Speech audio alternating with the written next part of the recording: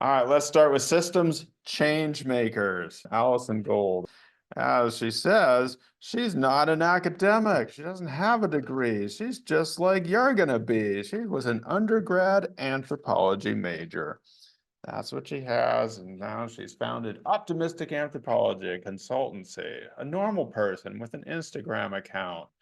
So, what does she think anthropology is? The study of what makes us human. So, you don't have to I kind of, all these people want to know what anthropology is and what culture is. And if you're an undergraduate major, you're just like, hey, it's people.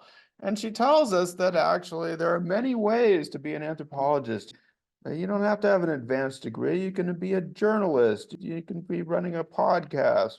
And that the important thing about anthropology and life in general and being a systems change maker is doing collaboration. Or so instead of studying on people or to people or studying them, she adopts a motto from the US Disability Rights Movement slogan, which is a good motto: nothing about us without us. So the idea is you shouldn't just be doing these abstract studies when the people don't share in and don't get the results. The problem with problem solving, that's her phrase. The problem with problem solving. So what's the usual approach? What do we usually think a problem is? What do we usually think about as compared to what she wants to do? The usual approach is that that if there's a problem, we say it's complicated, and we say that it's so complicated that we need to bring in outside experts to fix it. So you bring in either people who are policymakers or academics or somebody from the outside who are going to fix this complicated problem. So here you have these people who have no experience with the system, no experience with the things that they're dealing with, and yet they're trying to propose solutions or fixes to the outside experts. And she makes an interesting claim here. She says, our problems are not, in fact, complicated, but instead complex. Now, this is a strange idea that it's not complicated necessarily, but they're complex in the sense that they involve many different people acting together to make a systems. And so what we have to do is go from trying to fix something to the idea of systems change. And I like this quote in here. It's in the middle of a block quote on page 150, where Riegliano says, systems are infinite, which is to say that systems keep going on. You can't just fix them. They keep on going. They're doing what they're doing. And the goal of the change maker is to move the system to a healthier state, to move it from one state where it might not be in the best position to a healthier state. But you're not necessarily going to fix a complicated problem. You're going to contribute. You're going to try to intervene to influence a complex situation. Another quote that I liked, perhaps because of the dancing part, but that systems can't be controlled, but they can be designed and redesigned. We can't control systems or figure them out, but we can dance with them, which again is to say that the idea that we can fix things as in the sense of a complicated problem is not what we are able to do, but we are able to take these complex systems and figure them out.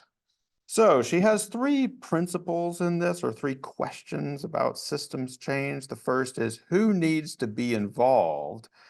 And one of the examples that she gives here is the US criminal justice system. We have about 2 million people in the United States in incarceration. So what would be the principle if you're going to be a systems change maker in the US criminal justice system? Who would you want to involve in this? If you were going to illustrate her principles, who would you want to talk to?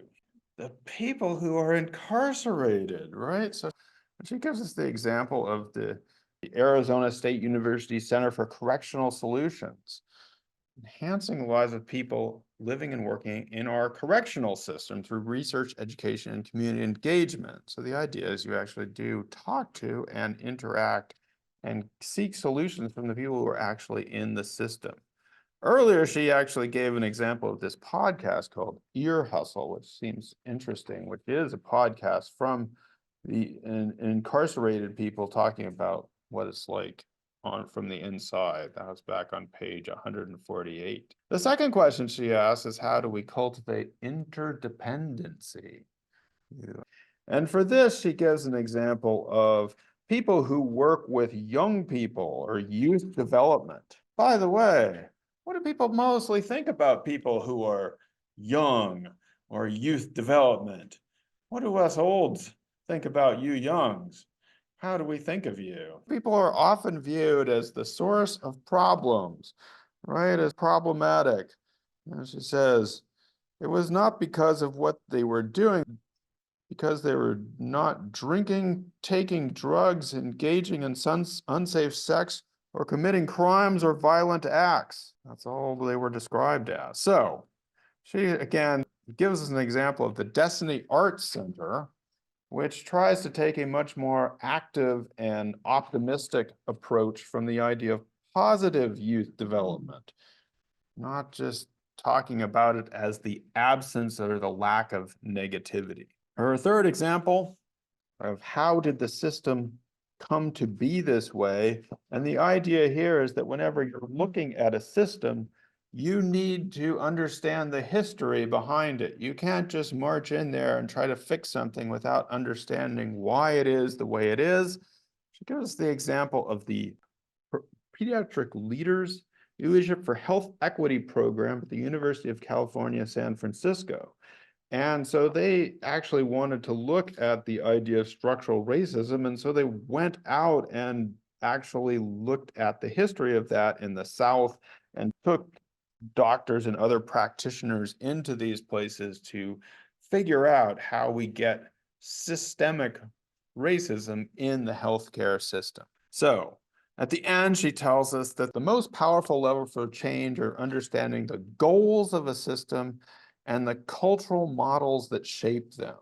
So again, this is where a little bit of anthropology, even an undergraduate major in anthropology, can help you understand, okay, what's going on in the system and is it shaped by cultural ideals? And she also brings up what she calls a fourth practice. So there are these three practices of imagining who needs to be involved, of understanding how we cultivate interdependency, and how did the system come to be this way? And then she says that all three of the people that she talked to, all three of her examples talked about this fourth practice, which is reimagining and bringing into being new system goals and cultural models. So that's the fourth idea. She says here that she, like many of us, churns between pessimism and optimism when you read the news or something like that. But she says that even on the hardest days, when the events in the news seem at their most grim, it is systems change makers practicing optimistic anthropology who give me hope for the future.